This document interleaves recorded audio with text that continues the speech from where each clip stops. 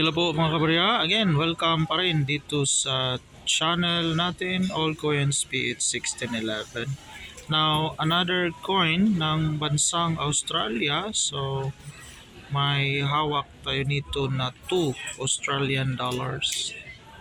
So ito yung kanyang obverse, again face of Queen Elizabeth facing right with the year 2017 Australia. So ito yung kaniyang obverse. So while yung age naman niya is segmented, few segmented reading. While yung kaniyang reverse, ito po yung famous na tao dito na tinatawag nila po na Aboriginal.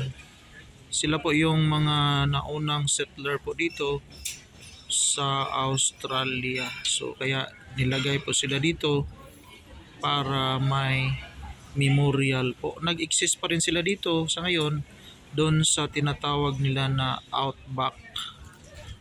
So hindi nga lang develop yung kanilang lugar kasi mga nomadic po sila. Palipat-lipat po ng lugar. Pag time ng winter, lilipat po sila doon sa may mainit na lugar.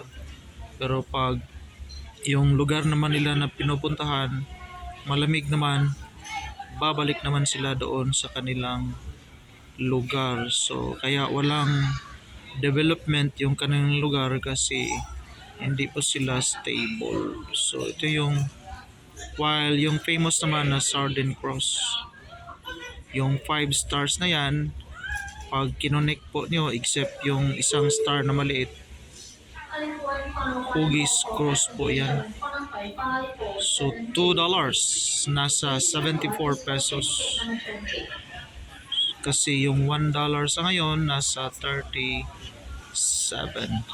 Dalawa po yung hawak natin. Ito yung isa na 2 Australian dollar. Common po ito kasi yung pinakamataas na denomination sa kanilang coin is 2. Mayroong 1. Ano yung mga cents naman? Yung mga cents dito mas malaki ng hugis kumpara sa malaking value. Pag malaki na yung value, lalong lumiliit po yung hugis. Yan lang po. Maraming salamat and God bless us all.